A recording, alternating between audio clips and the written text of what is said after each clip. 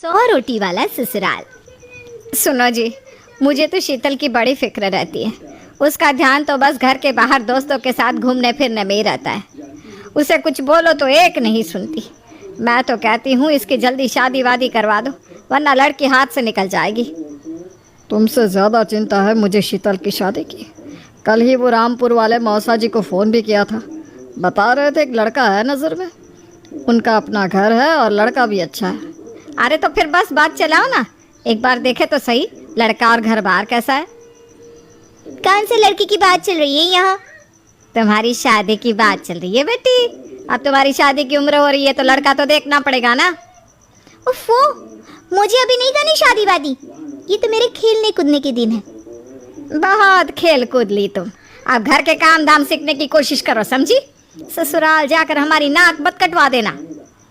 सब्जी काटनी तो आती नहीं इसको, तो नाक ही कटवाएगी।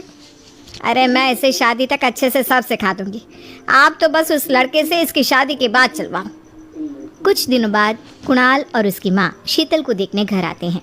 कुणाल दिखने में बड़ा ही स्मार्ट होता है। शीतल तो उसे देखती ही रह जाती है। देखो जी, हमारी कोई डिमांड तो है नहीं, बस हम चाहते हैं कि लड़की घरेलू हो, घर के सारे कामकाज संभाल ले। अब आपके परिवार में तो बस 3 ही लोग हैं, पर हमारा तो खूब भरा पूरा परिवार है। बाकी हमें लड़की के घूमने फिरने दोस्तों से मिलने से कोई दिक्कत नहीं है। घर का काम करने के बाद जो चाहे सो करे। अरे वाह, ये तो इतने बढ़िया लोग हैं। लड़का भी इतना स्मार्ट है और ऊपर से इन्हें मेरे घूमने फिरने से भी कोई दिक्कत नहीं है। हे भगवान, तूने तो बिना मांगे ही मुझे सब दे दिया।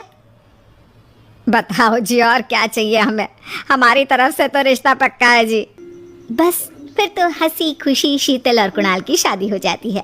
शीतल मन ही मन बड़ी खुश होती है और उसी खुशी के साथ वो अपने ससुराल में कदम रखती है। आओ बहू, तुम्हारा अपने ससुराल में स्वागत है। ये मिलो अपने परिवार से। ये तुम्हारे ससुर जी, तुम्हारी ननद सुनीता और गीता, सुनीता के पति राजेश और उनके 2 बच्चे राजू और चिंटू। ये ना हमारे साथ यहीं रहते हैं। ये तुम्हारी दादी सास है और बाकी लोग अभी बाहर गए हुए हैं। इतने सारे लोग, ये सब यहीं रहते हैं इस घर में? अरे अभी तो मेरे देवर देवरानी और उनके 3 बच्चे यहाँ नहीं है। उसके मायके में भी शादी थी ना, तो बस वहीं गई है। कल तक आ जाएंगे। हे भगवान, ये घर है या धर्मशाला? ये सब एक साथ इस घर में कैसे रहते हैं? मुझे तो पता ही नहीं था इनका इतना बड़ा परिवार है। अब समझी कि कोई डिमांड क्यों नहीं की इन्होंने। ये सब चाल चले मेरे साथ।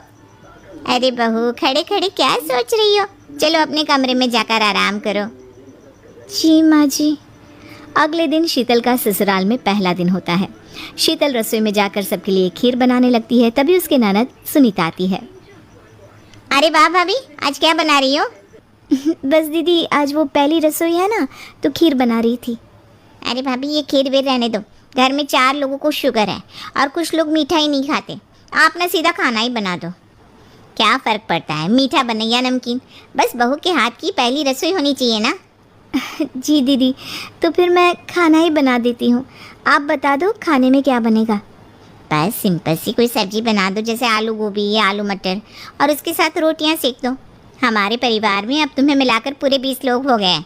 15 बड़े और 5 बच्चे। बड़ों की 6-6 और बच्चों की 2-2 के हिसाब से रोटी बना देना।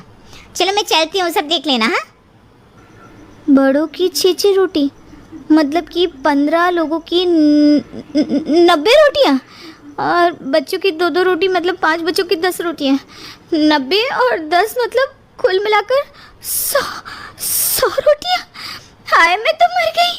100 रोटी अकेले कैसे बनाऊंगी? माँ, ये तुमने मेरी शादी कहाँ कर दी? शादी से पहले तो मैंने कभी 4 रोटी से ज़्यादा नहीं बनाई।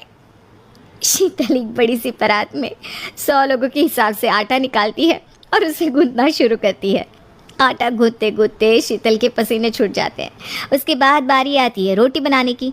शीतल एक एक करके रोटी बनाना शुरू करती है और 10 रोटी बनाते ही अपनी कमर पकड़ लेती है। हाय, मैं मर गई। मेरी कमर टूट गई खड़े खड़े, और ऊपर से इतनी गर्मी। मैं 100 रोटियाँ कैसे बनाऊंगी? अरे भाभी, सब बाहर रोटियों का इंतजार कर रहे हैं, ज़रा जल्दी जल्दी रोटी सेक दो।